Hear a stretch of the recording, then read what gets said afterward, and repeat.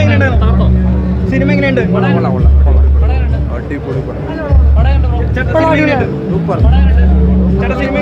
അടിപൊളി പടം. 16 വർഷത്തെ കാത്തിരിപ്പിന് ഫലം കണ്ടു.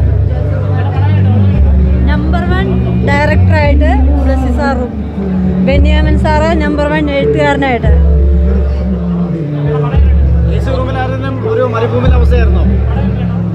ശരിക്കും നജീബിലെ നമ്മളൊരിക്കലും പൃഥ്വിരാജാണെന്ന് നമുക്ക് തോന്നിയിട്ടില്ല.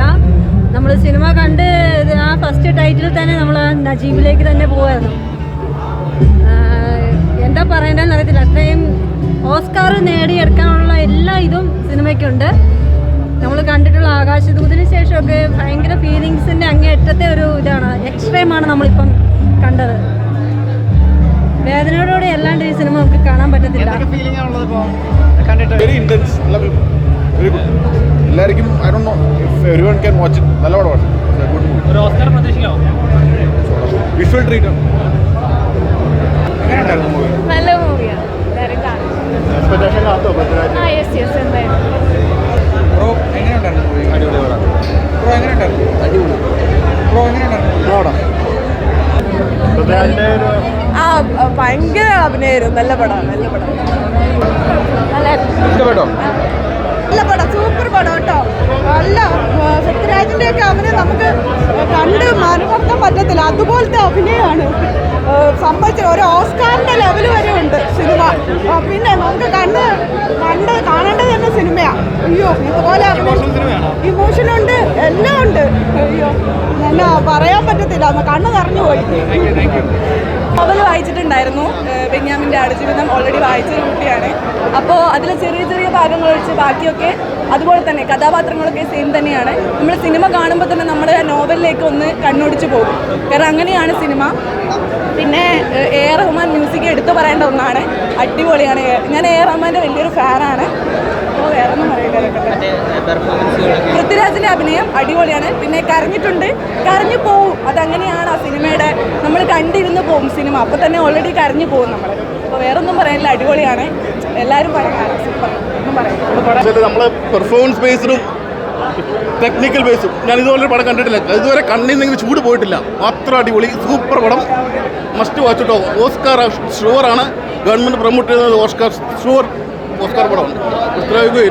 അടിപൊളി പടം, മസ്റ്റ് വാച്ചാണ്, തിയേറ്റർ വാച്ചാണ്. എന്തായാലും വന്ന് കാണണം.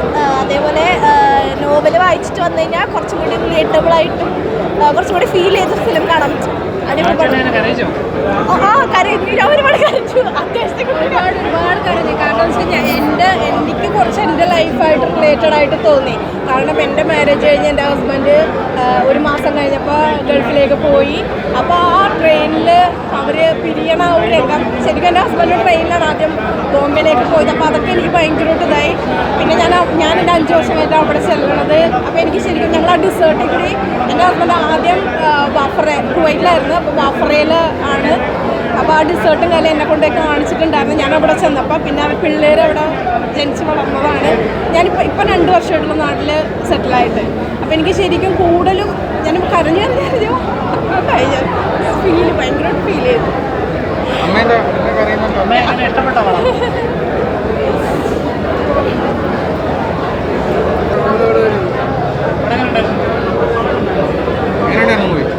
നല്ല പടം. ഇഷ്ടപ്പെട്ടു.